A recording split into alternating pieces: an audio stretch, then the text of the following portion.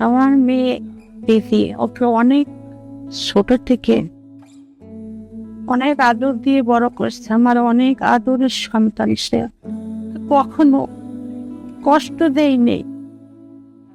ছোট্ট থেকে আমার মেয়েকে আমি একটা ফুলের মতো পবিত্র করে বড় করছি।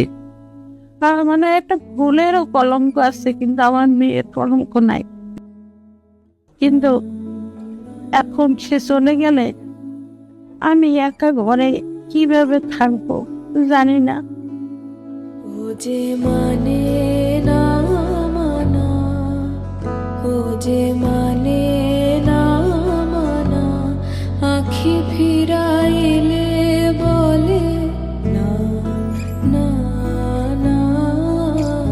ও যে মানে না মানা, ও যে মানে না মানা। তুমি